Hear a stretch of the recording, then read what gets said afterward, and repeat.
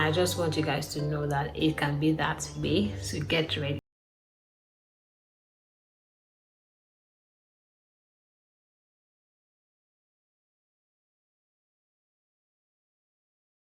Everyone, and welcome back to my YouTube channel. I know that it has been a very long time since I posted something, so the thing is, I actually had a video up for last week, and then I don't know what happened and I mistakenly deleted the video. Yeah, it was terrible. Like, I already edited everything, done everything, and I was just ready to post this video and something happened. But yes, this is another video.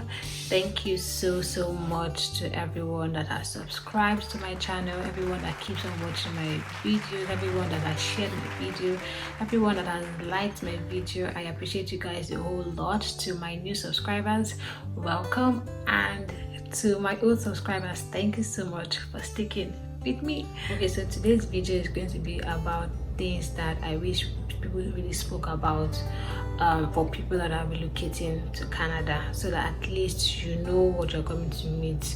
You already have an expectation in your head, you know the reality, and you're not expecting too much. Okay, this is going to be based on my own experience and also my conversations with other new immigrants too. First thing first is getting a job is not easy, especially for new immigrants. When you come to Canada, I know that in Nigeria people would always say, just all you need to do is just relocate. It is very easy to get a job. Maybe you just rest for 1 week and then you can start applying for jobs and you get your job immediately. Trust me, that's not how it is. There's some people that have stayed for 3 months, there are people that have stayed for 6 months, there are people that have stayed for a while, and there are also people that got jobs before even coming to Canada. So everybody is different, everybody's story is different, but I just want you to know that it is not easy to get a job, especially like a very good job. So most people would start with survival jobs first. It's the reality. So don't come to Canada and expect to get a job immediately when you land or something, because it doesn't happen that way. It's actually really hard to get a job in Canada. First, what I'm going to advise people that are coming, that are trying to relocate to Canada to do is, when you've gotten your PPR, or when you are, whilst you're even waiting for your PPR, I will advise you first of all to learn a new skill. So now everybody is moving into the tech world. You can learn an IT skill, or just learn a skill that would help you, would make it easier for you to get employed by Canadian employers. You can always look for jobs on job apps like Indeed. You can search for jobs on LinkedIn. You can search for jobs on ZipRecruiter. You can search for jobs on Career Builder. Yeah, so you can apply. There are jobs there that you can apply for. And I'll also say another thing: you need to modify your resume. Okay, don't come here and apply with the same resume that you use in Nigeria. It's not going to work. Okay, in this place they do maximum of 2 pages. Okay, and those 2 pages, it needs to contain exactly what they are looking for.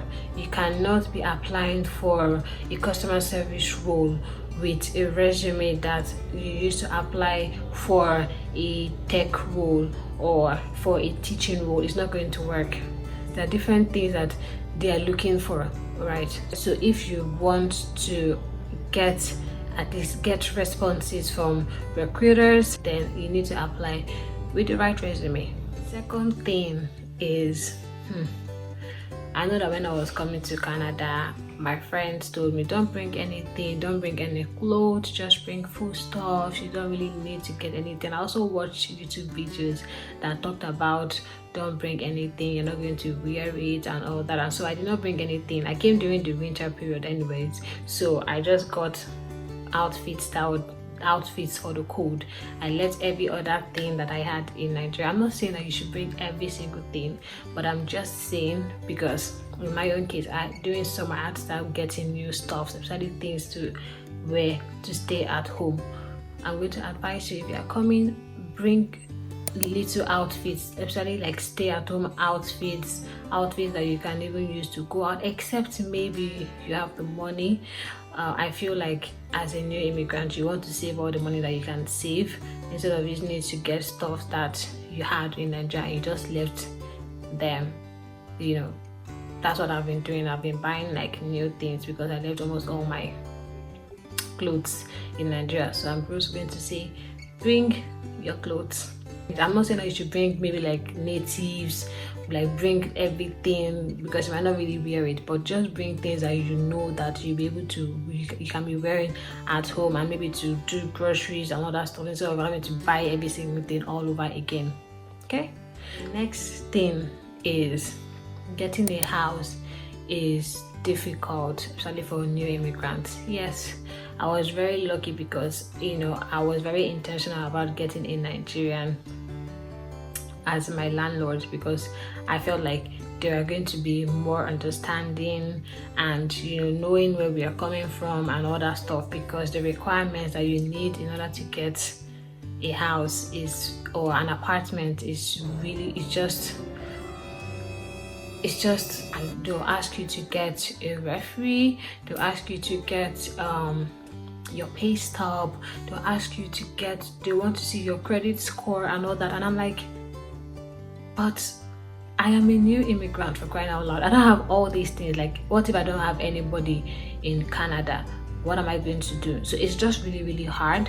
People don't really talk about these stuff. It is hard to get a place in Canada, and you now end up seeing people that are paying for Airbnb for 5 months and everything, because it's difficult. There are so many people that I know that got places even from while staying in Nigeria. Yes, so you can search places like Facebook Market app.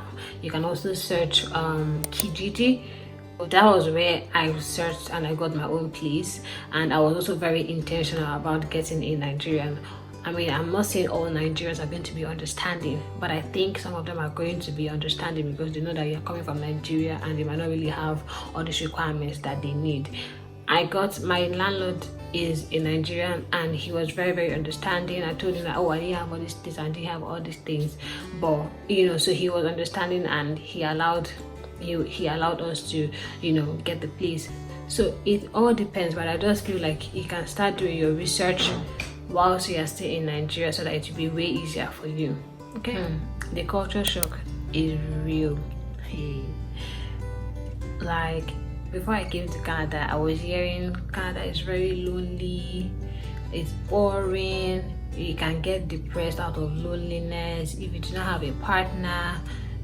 Just look for somebody because it's not going to be easy and all that stuff. I just thought people were just bluffing or being too extra, but Canada is actually really, really lonely. Like, there's really nothing to do here compared to Lagos that I came from. The culture shock is real. Like, you literally just stay apart from work. That's why you see people working and working and working and working, because apart from work there's really nothing to do. It is not easy to get friends, especially now that everything is being done remotely. You're working remotely, so you don't have you're going to church online. You don't really have there's that opportunity to come out, to meet new people, to make new friends is very, very limited. And it's just like, gosh, if you don't have any friend here, if you don't have any family here, it's terrible. Now I know why people get depressed, because it is just terrible. The place is good and everything, but there's just it's just, oh my god. And this is just during summer. I wonder what is going to happen during winter.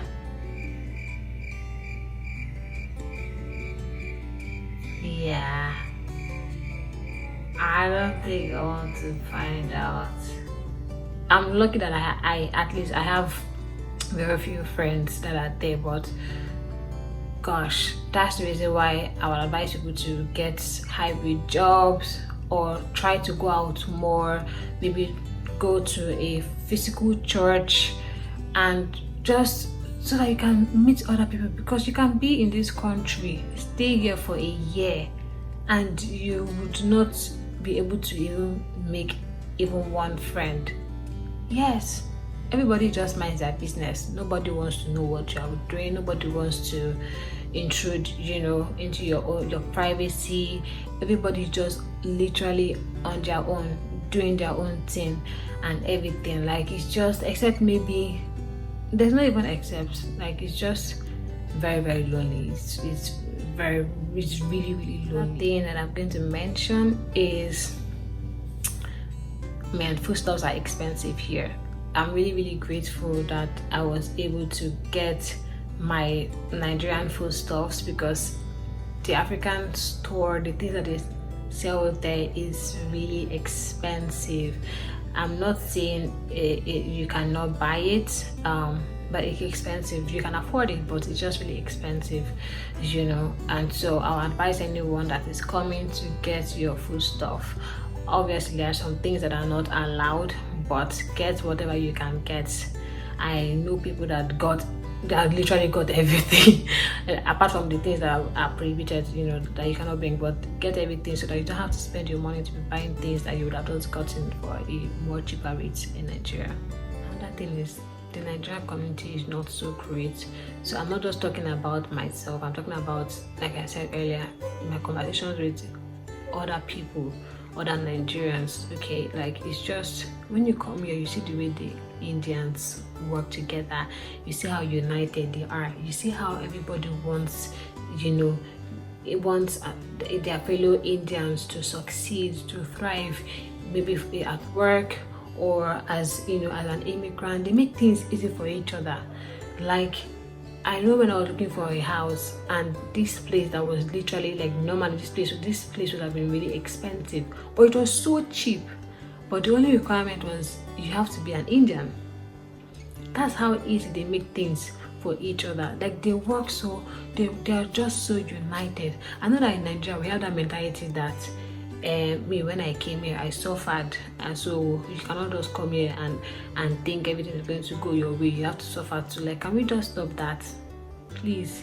If we have a way of helping somebody, either with work or accommodation or something, let us just try. I'm not saying you should dash people money. I'm not saying you should give them, you should employ people that are not qualified. I'm not saying you should let people come and stay in your house for free or whatever, but there are ways that we can help each other. In my workplace, they were looking for people to recruit, like new hires and everything, and I shared the link with my Nigerian community, because I know that, like, there are people that just relocated that need these jobs, right? Why keep it? That's just a way of helping. We can help each other. It's not that serious. It's not that hard. Let us try to help each other. Let us try to be each other's keeper. I'm not even saying that you should be very close to the person. I'm not saying that, but let us just be more welcoming to each other. Okay? Another thing is tax. It is real. You pay tax for literally every single thing that you buy. There is nothing, I don't think I've bought anything that is tax free, like except maybe you want to do your nails, or maybe make your hair, or that's very limited thing, and that one you have to give them in cash. But every single thing you have to pay tax for, every single thing, and the tax is not smiling.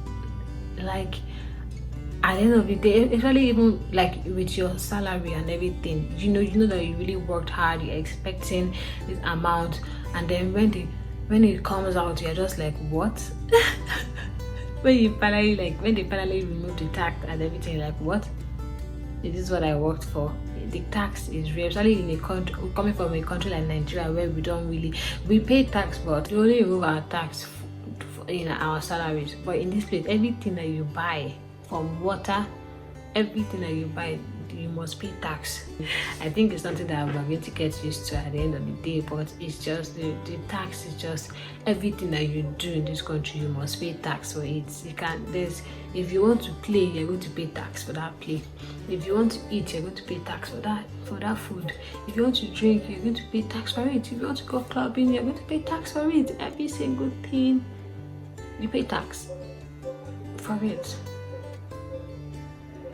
All right, I think that is all for now. Thank you so much again to everyone that has watched this video till the end. I really appreciate you guys. I appreciate your help. I appreciate your support. Please do not forget to like this video. If you have any questions concerning relocating to Canada or concerning life as a new immigrant in Canada, do not forget to comment, subscribe, like this video, share this video to your loved one or your friends. And yes guys, I will see you in my next video. Thank you so much. Bye.